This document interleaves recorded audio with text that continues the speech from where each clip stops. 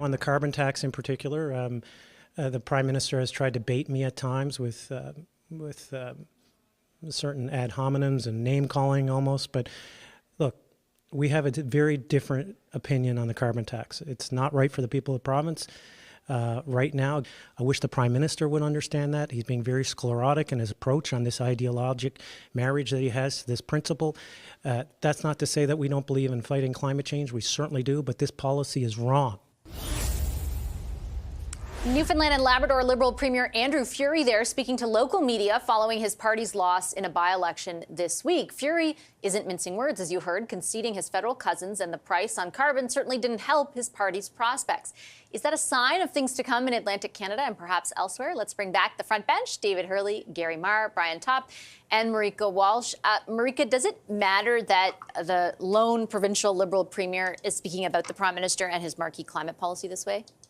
I think it matters. I think it matters both because the Liberals want to finally get away from talking about the carbon tax, which they've been really struggling to get away from for the last few months. And I think it matters because it shows how isolated the Liberals are across the country right now. But Andrew Furey, he's sort of like he's not the canary in the coal mine. He's like the last canary. You know, on the East Coast, the Liberals have been wiped out provincially.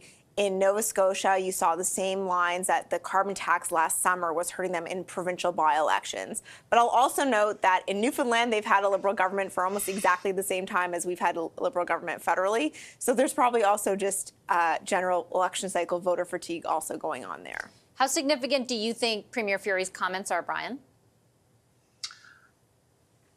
Well, let me put it this way. I think they're hard to admire.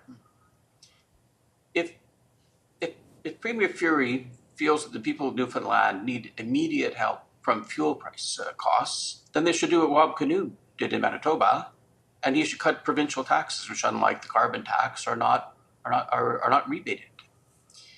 And if he's taking a position in principle that he doesn't think carbon taxes are a good idea, then he's got some options. He can bring in a provincial cap and trade program, or he can join other provinces in a cap and trade program, or you can bring in equivalent regulations and do a deal with the federal government, cut an equivalency agreement, and get rid of carbon pricing in Newfoundland.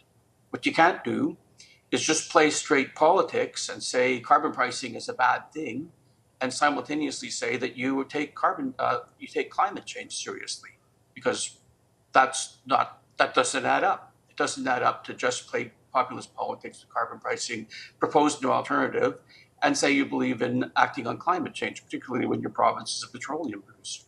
So we can't have it both ways. And I think he was understandably upset at losing an incumbent seat. Premiers don't like that.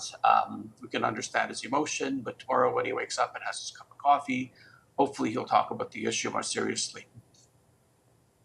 My guess is the reason that he got sort of employed the vocabulary that he did and the way that he said it, Gary, is because he has been very specifically sort of criticized by the Prime Minister for his viewpoint, because the Prime Minister is naturally getting a lot of questions about how a Liberal colleague is espousing the views and is against that he's against the carbon tax. The Prime Minister, for example, has called him short-sighted, a short-term thinker. Basically, any politician against the carbon tax is a short-term thinker. He said that he was bowing to political pressure. This is kind of the first time that Premier Furey is fighting back. And to Brian's point, he may not have sort of the policy strength behind him, but he does have a lot of political ammunition. There are lots of premiers who feel like it's a winner right now to fight against the federal carbon tax. You know, I looked up the amount of money that's collected by provinces and the federal government in carbon taxes in this country, and it depends on a lot of assumptions and there's a lot of nuance, but it's about $8 billion. The only country in the world that collects more than that is France, which is about 68 million people, and they collect about $9 billion. If you take Canada and France together, they make up about half of the carbon taxes that are collected among the top 15 countries in the world. And so I think that, you know, Mr. Furey, he is of the same view as Premier Moe is from Saskatchewan, Premier Smith from Alberta, Premier Ford from Ontario.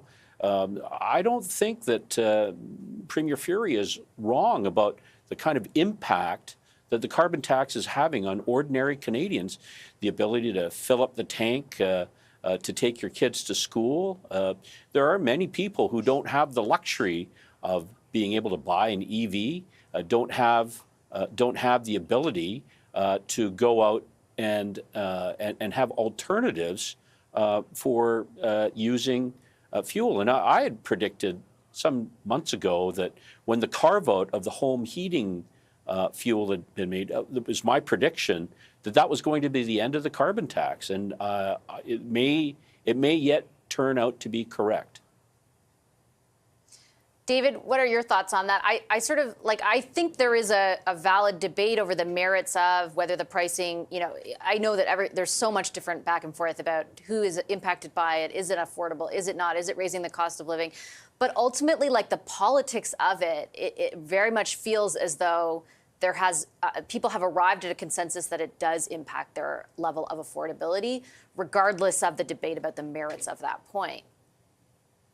This is a tremendous victory on the part of Pierre Poilievre to have completely reframed this debate, to have put this issue in such prominence, and to have made it the standard bearer for unaffordability and for people's unhappiness about their standard of living. But that has happened.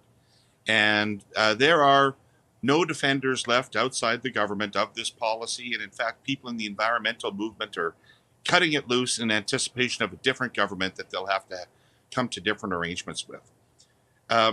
Premier Furey is expressing frustration about what is inevitable in Canadian politics. It's an axiom that when you're in office federally for any length of time, your provincial parties suffer and suffer badly. So when Mr. Mulroney took over in 1984, there was not a single Liberal provincial government in Canada.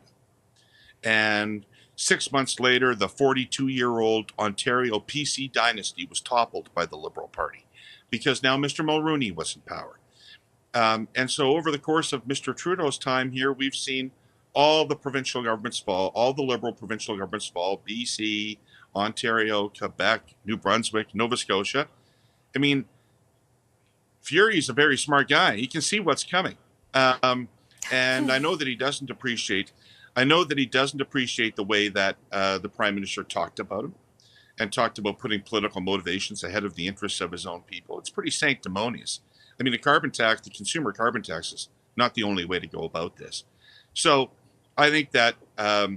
Furey can tell that Mr. Trudeau is going to lose, and he doesn't want Mr. Trudeau to drag him down with him. He's trying to cut as much distance between them as he can, and I would be doing exactly the same thing.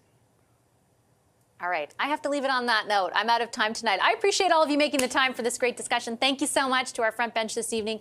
David Hurley, Gary Marr, Brian Topp, and Marika Walsh.